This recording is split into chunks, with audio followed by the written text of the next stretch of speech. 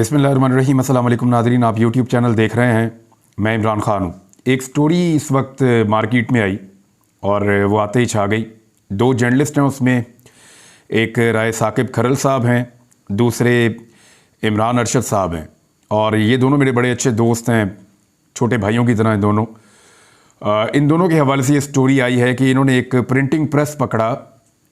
लाहौर के इलाके लक्ष्मी में रॉयल पार्क का इलाका है जहाँ पे बहुत सारे प्रिंटिंग प्रेस हैं, और उस प्रिंटिंग प्रेस के अंदर छपवाई हो रही थी बैलेट पेपर्स की। और वो बैलेट पेपर्स जो हैं वो मुबैना तौर पे नवाज शरीफ और मरीम नवाज़ और दीगर हलकों के हैं, लेकिन ज़्यादा जो मियाँ नवाज शरीफ साहब के बैलेट पेपर्स हैं उनके बारे में वीडियो एविडेंस मौजूद है। अब पाकिस्तान तहरीक इंसाफ के लोग क्लेम कर रहे हैं कि उसमें मरीम नवाज़ के भी और नवाज शरीफ के एक और हलके के भी बैलेट पेपर्स छापे जा रहे थे। ये हुआ क्या, कैसे हुआ, इस पे जाने से पहले आप पहले ये खबर देख लीजिए। इसमें यह है कि आपके पास दो वीडियोस हैं जो अब तक मार्केट में अवेलेबल हैं। वो दो वीडियोस हैं जो सोशल मीडिया के ऊपर आई हैं। उनमें एक वीडियो जो है वो ये बता रही है कि राय साकिब खरल साहब के हाथ में कुछ पेपर्स हैं, बैलेट पेपर्स, और वो वहाँ पे मौजूद एक शख्स से पूछ रहे हैं कौन हो तुम, तुम्हारा नाम क्या है, और वो शख्स अपना मुँह छुपा रहा है। और वहाँ मशीन के ऊपर धड़ाधड़ जो है वो बैलेट पेपर छप रहे थे। ये सब्ज़ रंग के बैलेट पेपर्स हैं और ये डबल पेपर छपता है, बीच में इसको काट लिया जाता है। यानी बैलेट पेपर की दो लाइनें हैं एक्चुअली। जो NA-15 मानसेरा का बैलेट पेपर है जिसमें शहजादा मुस्तासिब जो है वो इलेक्शन जीते हैं नवाज शरीफ साहब से, और नवाज शरीफ साहब वहाँ पे हार गए इलेक्शन। उसके बैलेट पेपर्स लाहौर में लक्ष्मी चौक के नज़दीक रॉयल पार्क में क्यों छापे जा रहे हैं, ये बड़ा सवाल है। वहाँ पे ये पेपर राय साकिब के हाथ में लगते हैं। इमरान अरशद और राय साकिब इसके ऊपर बात कर रहे हैं और उन्होंने ये बताना शुरू किया कि ये पेपर आप देख लें, ये यहाँ पे छपवाए जा रहे हैं, ये सरकारी प्रेस के अंदर ही छपते हैं, इनका प्राइवेट प्रेस के अंदर छपना एक बहुत बड़ा जुर्म है और ये जुर्म यहाँ पे छुपा कर किया जा रहा है। ये जब पेपर पकड़े गए और इन पेपरों के पकड़ने के बाद ये स्टोरी टीवी चैनल्स पे आनी चाहिए थी। अब मैं आपको वो सारा कुछ बताता हूँ जो एक्चुअली हुआ है। राय साकिब और इमरान अरशद साहब खाना खा रहे थे दोपहर का, और ये खाना खा रहे थे गुलबर्ग में। वहाँ इनको एक शख्स आकर मिलता है, उनके साथ बातचीत करता है और वो इनको पहचान लेता है। राय साकिब को लोग पहचानते हैं, इमरान साहब को भी लोग पहचानते हैं, क्योंकि सोशल मीडिया की आपको ताकत का अंदाज़ा है। जर्नलिस्ट जहाँ भी जाते हैं लोग उन्हें पहचान लेते हैं कि हमने आपकी वो खबर देखी थी, वो खबर देखी थी। लोग तस्वीर भी बनाते हैं साथ रिकॉर्ड के लिए। तो वो शख्स आया, उसने राय साकिब साहब को पहचाना और उसने कहा जी, वो बातों बातों में उसने बताया जी कि मैं आपको एक स्टोरी देता हूँ। उन्होंने कहा बताएं। उन्होंने कहा जी रॉयल पार्क में एक जगह है, वहाँ मैं आपको ले जाता हूँ, वहाँ पे मरीम नवाज़ के इलेक्शन के लिए बैलेट पेपर्स छप रहे हैं। अब इन दोनों के लिए बहुत बड़ी स्टोरी थी। इन्होंने फौरी तौर पर इससे पहले कि ये दफ्तर से उसने कहा जी अभी छप रहे हैं, अभी पेपर छप रहे हैं, मैं आपको अभी ले जाकर दिखा देता हूँ। तो ये फ़ौरन उठे, इन्होंने कहा चलो हमें ले जाओ। इनके पास इतना टाइम भी नहीं था कि ये दफ्तर से अपने कैमरामैन्स को और टीम्स को बुलाते। इन्होंने अपने मोबाइल फ़ोन्स पकड़े और उन्होंने कहा मोबाइल फ़ोन का दौर है, मोबाइल फ़ोन में हर चीज़ रिकॉर्ड हो जाती है। और ये फौरी तौर पे उसके साथ निकले और वो रॉयल पार्क के अंदर गलियों में ले गया। वहाँ पे एक बिल्डिंग थी, उसके दूसरे फ्लोर के ऊपर मशीनें लगी हुई थी, नीचे ऊपर हर तरफ वहाँ पर यही मशीनें लगी हुई हैं, वो सारे प्रिंटिंग प्रेस हैं वहाँ पर। तो ऊपर वाली मंजिल पे जो मशीनें लगी थी उनमें से जो आखिरी वाली मशीन थी, उस मशीन के ऊपर बैलेट पेपर छप रहे थे। जैसे ये वहाँ पहुँचे और इन्होंने जाकर देखा, अच्छा वो शख्स भी इनके साथ गया। फिर जब ये अंदर गए और इन्होंने ये कार्रवाई शुरू की तो बहुत सारे लोग भी आसपास से जमा होना शुरू हो गए। थोड़ी देर के बाद वहाँ पे रश लग गया और तरह तरह के लोग वहाँ पे आ गए और उन्होंने बातें करना शुरू कर दी। इन लोगों ने जाते ही राय साकिब ने और इमरान अरशद ने, इन्होंने वहाँ पे बहुत सारी रिकॉर्डिंग कर ली अपने मोबाइल फ़ोन्स में। अपने मोबाइल फ़ोन्स में इन्होंने रिकॉर्डिंग की। वहाँ पे लोकल भी लोग इनको मिल गए और वो इनको कहना शुरू हो गए कि ये देखें कितनी बड़ी ज़्यादती हो रही है, हमें तो आइडिया नहीं था कि यहाँ पे ऐसा काम हो रहा है। इन्होंने वहाँ पे जो लड़का था जो छाप रहा था उससे जब सवाल जवाब किए तो वो जवाब नहीं दे पा रहा था। तो फौरी तौर पे एक बंदा आया जिसने कहा मैं इस प्रेस का इंचार्ज हूँ, आप मेरे से बात करें। तो इन्होंने उससे पूछा कि आप इसके इंचार्ज हैं, इसका मालिक कौन है? तो उन्होंने को मियाँ साहब करके नाम बताया कि वो बंदा मालिक है। तो जब मालिक के बारे में पूछा तो उसने कहा जी कि मालिक का ताल्लुक PMLN से है। ये भी उस बंदे ने जो वहाँ पे इंचार्ज है उसने कंफर्म किया। और ये जो असल वीडियो रिकॉर्ड हुई है जिसका रिकॉर्ड राय साहब के पास है या इमरान अरशद साहब के पास होगा। ये जो असल वीडियो रिकॉर्ड हुई है उसके अंदर बाकायदा उस बंदे का नाम और उसकी सियासी वाबस्तगी भी बताई गई है। अब वहाँ पे नून लीग का बंदा है, उसके प्रिंटिंग प्रेस के अंदर जो है वो पेपर्स छापे जा रहे हैं और पेपर्स छापे जा रहे हैं नवाज शरीफ के हल्के के। ये कहानी बड़ी मशकूक हो जाती है। जब ये रिकॉर्डिंग कर रहे थे तो इन्हें खतरा महसूस हुआ दोनों सहाफ़ियों को, क्योंकि लोग अजीबोगरीब इकट्ठे हो रहे थे और रश लग रहा था और वो सारे आसपास प्रिंटिंग प्रेस हैं, उनकी एक यूनियन भी है और वो इकट्ठे होकर हमला भी कर सकते थे, इनके मोबाइल फ़ोन भी छीने जा सकते थे। तो क्योंकि वहाँ पे लोग इकट्ठे थे, उनमें से एक आदमी को इन्होंने थोड़ा सा काबिल एतबार पाया और दोनों सहाफ़ियों ने रिकॉर्ड को महफूज रखने के लिए दोनों सहाफ़ियों ने अपने मोबाइल फ़ोन उस नौजवान को पकड़ा दिए और उससे कहा कि फ़लाँ जगह पे हमारी गाड़ी खड़ी है, आप हमारी गाड़ी के नज़दीक जाकर खड़े हो जाएं, जब हम आएंगे तो आपने हमारे फ़ोन हमें वापस कर देने। और उस शख्स का फ़ोन ले लिया कि आप अपना फ़ोन हमें दे दें, हमने थोड़ी सी रिकॉर्डिंग करनी है। वो शख्स अपना फ़ोन इन्हें देखकर इनके दोनों टेलीफोन लेकर चला गया, मोबाइल फ़ोन लेकर चला गया गाड़ी के पास। वो वहाँ जाकर खड़ा हो गया और इन्होंने उस शख्स के मोबाइल से 2 वीडियोस रिकॉर्ड की, जिसको आप इंट्रो कह सकते हैं। यानी ये जो वीडियो आप देख रहे हैं ये उस शख्स के मोबाइल फ़ोन से रिकॉर्ड हुई हैं जो अननोन आदमी है, जिसका ताल्लुक सिर्फ राय साकिब साहब से और उस सहाफ़ी से इमरान अरशद साहब से वक्ती तौर पे बना था और ये उनके साथ राब्ते में है। ये मैं आपको कंफर्म कर दूं क्योंकि बाद में इन्होंने वी ट्रांसफ़र के ज़रिए से उस बंदे से फुटेज मंगवाई थी कि जनाब जो फुटेज हमने आपके फ़ोन में बनाई है वो हमें आप वी ट्रांसफ़र कर दें। वी ट्रांसफ़र जो है फुटेज भिजवाने का एक तरीका होता है, जैसे आप व्हाट्सएप करते हैं या कुछ और। तो उस बंदे ने वो फुटेज इनको भेजी भी थी, लेकिन इन्होंने उस बंदे के मोबाइल से वो फुटेज डिलीट नहीं की। इन्हें लगता था जब ये दफ्तर जाएंगे ये स्टोरी चल जाएगी। ये वहाँ से जब निकले सारी सिचुएशन काफ़ी टेंस हो गई। इन्होंने कहा पुलिस को कॉल किया जाए, इंतज़ामिया आना शुरू हो गई। फिर ये वहाँ से निकल गए दोनों सहाफ़ी। इन्हें अंदाज़ा हो गया कि ये यहाँ पे मामला बढ़ता जा रहा है और इनके पास बहुत बड़ा स्कूप था, बड़ी एक्सक्लूसिव इनके पास एक स्टोरी थी। अब ये जब निकले तो इनके दिमाग में बहुत सारे सवालात थे। एक तो ये था कि क्या ये स्टोरी जो है इसकी मज़ीद छानबीन की ज़रूरत है, क्या अपने सोर्स को मज़ीद चेक करना चाहिए। लेकिन साथ ही साथ ये भी कह रहे थे और इनका ये मानना था उस वक्त, और मैं भी एक सहाफ़ी के तौर पे यही कहूँगा कि ये खुद एक बहुत बड़ी स्टोरी है। ये पेपर कौन छपवा रहा था, किस तरह छप रहे थे, ये साजिश किस तरह हुई है, इसके पीछे कौन है, ये सारी चीज़ें सानवी हैं। असल बात तो ये है कि एक सरकारी पेपर जिसको सरकार के प्रिंटिंग प्रेस में छपना चाहिए, वो पेपर कैसे मुमकिन है कि एक प्राइवेट प्रिंटिंग प्रेस के अंदर छप जाए। बहुत बड़ा सवाल है। ये सवाल इतना बड़ा था, अज खुद इतनी बड़ी स्टोरी थी कि इसको फौरी तौर पे टीवी चैनल्स पे चलना चाहिए था। हम न्यूज़ के साथ वाबस्ता है राय साकिब और इमरान अरशद साहब वाबस्ता हैं न्यूज़ के साथ। ये दोनों अपने अपने चैनल्स को जाके बताते हैं कि हमारे पास ये स्टोरी है और दोनों चैनल्स चलाने से इनकार कर देते हैं। दोनों चैनल्स ने कैटेगोरिकली मना कर दिया कि ये स्टोरी नहीं चलानी और फिर दबाव का एक सिलसिला था। ना तो इमरान अरशद साहब ने और ना ही राय साकिब साहब ने, दोनों ने अपने अपने ट्विटर से या अपने अपने सोशल मीडिया पे एक भी चीज़ शेयर नहीं की। ये दोनों सहाफ़ी एक चैनल से वाबस्ता ज़रूर है, लेकिन इसके साथ साथ ये दोनों सहाफ़ी अपना सोशल मीडिया भी इस्तेमाल करते हैं और इन दोनों सहाफ़ियों ने, बड़े क्रेडिबल जर्नलिस्ट हैं, मेरे छोटे भाइयों की तरह हैं, इन दोनों ने अपने सोशल मीडिया के ऊपर भी इस स्टोरी को पेस्ट नहीं किया, नहीं डाला, क्योंकि वो ये समझते थे कि ये बहुत बहुत हैवी चीज़ है। अगर चैनल इसका बोझ नहीं उठा रहा तो इसका रिएक्शन बड़ा खौफनाक आएगा। वो इस कैलकुलेशन में थे कि क्या करना चाहिए।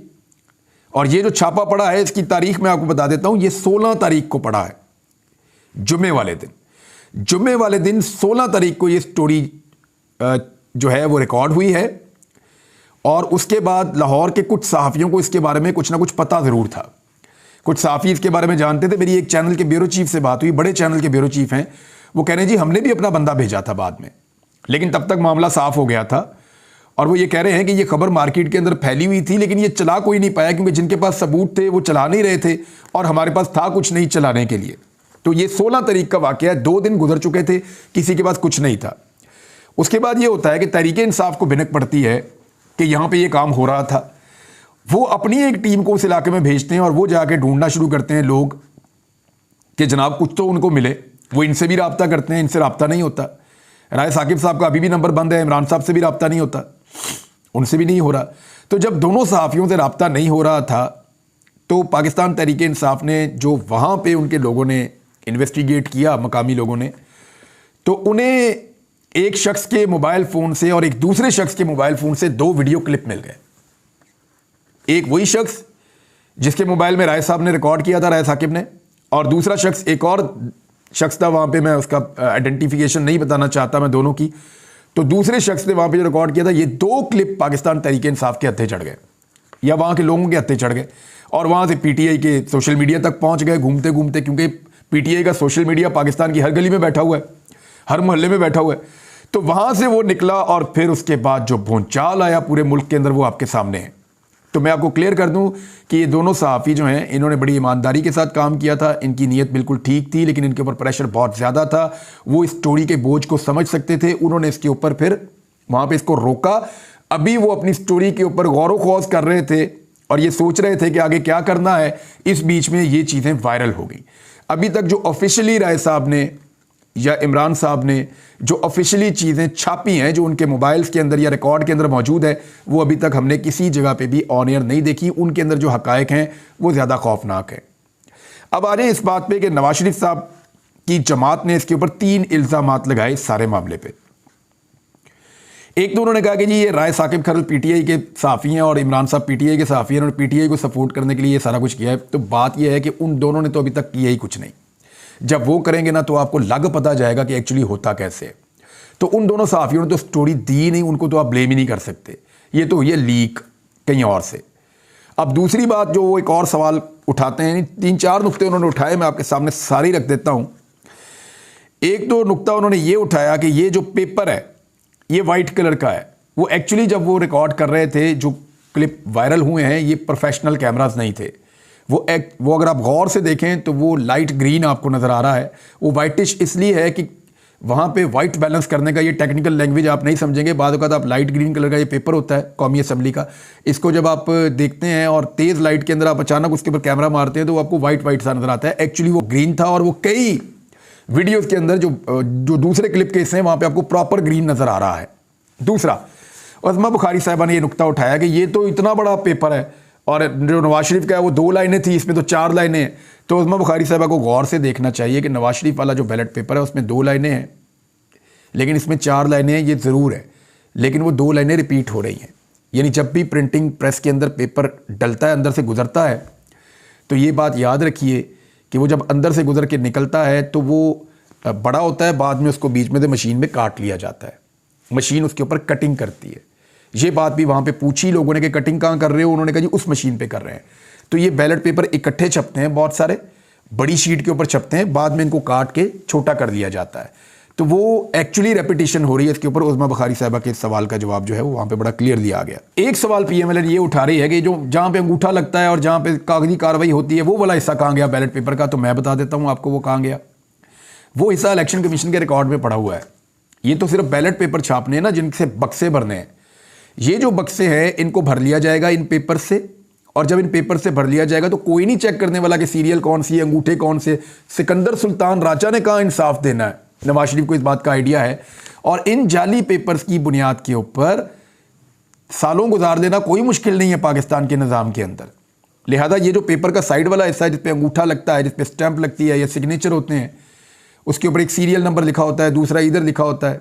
तो वो सीरियल नंबर तो आप मैच कर सकते हैं, ये धांधली और 2 नंबरी तो आप कर सकते हैं, लेकिन वो अंगूठे आप नहीं निकाल सकते। अब ये जो है ना, ये 2 नंबरी की जा रही है। ये 2-3 सवालात उठाए थे, इन तीनों के जवाबात बड़े सिंपल हैं। एक, वो साइड वाले हिस्से के ऊपर वोट नहीं डलता, जितने हिस्से पे वोट डलता है वो वोट तैयार किया गया है। नंबर 2, वो एक शीट के ऊपर ज़्यादा वोट तैयार होते हैं, बाद में कटिंग हो जाती है। नंबर 3, इसका कलर जो है वो ग्रीन ही है, क्योंकि कौमी असम्बली के हल्के का जो पेपर है उसका कलर ग्रीन है। अब आ जाए इस बात पे कि रोला बहुत पड़ गया है इसका पूरे मुल्क के अंदर। अब इसमें होगा क्या? देखिए, वो सारी चीज़ें उठा ली गई हैं, इंतज़ामिया ने सील कर ली हैं, लेकिन इंतज़ामिया ने अभी तक ना कोई मेरी इत्तला के मुताबिक मुकदमा दर्ज किया, ना कोई चीज़ बताई। देखें, अगर तो ये एक साजिश है और ये 2 नंबरी की जा रही है तो इसके ऊपर एक मुकदमा दर्ज होना चाहिए था ना। अभी तक इंतज़ामिया ने इसके ऊपर मेरी इत्तला के मुताबिक, जब मैं आपसे बात कर रहा हूँ, मेरे सामने ऐसा कोई मुकदमा नहीं आया जो दर्ज किया गया हो। ये हुआ क्या? नवाज शरीफ साहब से शिकस्त बर्दाश्त नहीं हो रही। यानी उनके लिए बड़ा मुश्किल है कि उनकी फैमिली लाहौर से हार जाए, वो खुद लाहौर से हार जाएँ, वो खुद मानसेरा से हार जाएँ, तो हर वो तरीका इस्तेमाल कर रहे हैं जिसमें धांधली करके वो वापस जीतने की पोजीशन में आ सकें। अब उसके लिए इस किस्म का एक प्रिंटिंग प्रेस भी इस्तेमाल किया जा रहा है मुबैना तौर पे, और वो आपने सारा कुछ देख भी लिया। एक चीज़ और है, मुझे याद है अच्छी तरह 2008 के इंतखाबात के बाद लाहौर में एक ज़िमनी इंतखाब हो रहा था जिसमें सैफल मलूक खोखर नून लीग के थे और ज़हीर अब्बास खोखर पाकिस्तान तहरीक इंसाफ के थे। इन दोनों के दरमियान एक मुकाबला हो रहा था लाहौर में ज़िमनी इंतखाब का। इस इंतखाब से 2 दिन पहले मुझे एक टिप आई और मुझे बताया गया कि इच्छरे के अंदर एक गली में एक जाली दफ्तर बनाया गया है और उसके अंदर कुछ 2 नंबरी हो रही है, आप उसको चेक कर लें। मैंने वहाँ पे कुछ दीगर दोस्तों के साथ मिलकर छापा मारा और जब मैंने वहाँ देखा तो वहाँ पे मुझे क्या मिला, मुझे वहाँ पे बेशुमार बैलेट पेपर्स मिले। इतनी बड़ी तादाद में मिले कि मैं हैरान हो गया। हज़ारों बैलेट पेपर्स थे और उनके ऊपर शेर की मोहर लगी हुई थी, यानी शेर के निशान के ऊपर मोहर लगी हुई थी। और वो जो मोहरें थी वो भी वहाँ से मैंने बरामद की, वहाँ से मैंने वो पेपर भी बरामद किए, वहाँ मैंने पुलिस को भी बुलाया, वहाँ मैंने बंदों को भी पकड़वाया और आसपास के लोगों को बताया गया था जी कि इलेक्शन कमीशन के बंदे हैं तो इनका ये दफ्तर बना हुआ। और रियली में वहाँ पे इलेक्शन कमीशन के बंदे आते थे। PMLN के लिए उस दौर में धांधली की जा रही थी। तो वो जाली एक दफ्तर हमने पकड़ा और उसके अंदर से ये सारी चीज़ें उस दौर में भी बरामद की। तो ये PMLN का पुराना तरीका वारदात है, ये उससे मिलती जुलती चीज़ है जो इन्होंने दोबारा कर दी है। अब सुप्रीम कोर्ट ऑफ पाकिस्तान में धांधली वाला केस लगा हुआ है। सुप्रीम कोर्ट ऑफ पाकिस्तान को ये चाहिए कि ये भी सारा रिकॉर्ड मंगवाएं और ये बैलेट पेपर्स भी मौजूद है, वहाँ मुकामी लोगों के पास भी मौजूद है, मंगा के देखें और चेक करें, पता करें कि इंतज़ामिया ने इसके ऊपर क्या किया है। कमिश्नर को भी बुलाएं, इन दोनों सहाफ़ियों को भी बुलाएं और इनसे पूछें कि इन्होंने वहाँ पे क्या देखा। ये जो पेपर था उसकी क्वालिटी के हवाले से मैंने ख़ास तौर पे जो मेरे सोर्सेज हैं उनसे पूछा तो उन्होंने कहा हैरान कुन हद तक ये जो पेपर था ये उसी पेपर की तरह था जिस पेपर पे वोट डले हैं। आपको पता है ये ख़ास पेपर होता है, ये आम आदमी को नहीं दिया जाता, ये मार्केट में अवेलेबल भी नहीं होता। जिस पेपर के ज़रिए वोट बनता है और उसके ऊपर वोट डाला जाता है, ये ख़ास पेपर होता है और उससे बिल्कुल मिलता जुलता पेपर या बिल्कुल वही पेपर, यानी वहाँ लोग ये भी बता रहे हैं कि हमें तो शक हो गया कि ये वही पेपर है जो इलेक्शन कमीशन ऑफ पाकिस्तान का पेपर है। तो जब उनसे पूछा गया वहाँ पे जो प्रिंटिंग प्रेस वाले हैं तो उन्होंने कहा जी अभी हमें ये पेपर थोड़ी देर पहले पहुँचाया गया है, चंद घंटे पहले हमें कहा गया कि इसकी प्रिंटिंग की जाए और हम ये प्रिंटिंग कर रहे हैं। वहाँ जो एक और बंदा था उसने क्लेम किया कि यहाँ कुछ और हलकों के पेपर भी छापे गए हैं, बैलेट पेपर छापे गए हैं। तो ये है जी असल कहानी, मैंने आपके सामने रख दी है। अब इस धांधली पे भी क्या कोई खामोशी रहेगा या मशीनें खुद बोलना शुरू हो जाएं कि हमने जाली पेपर बनाए हैं?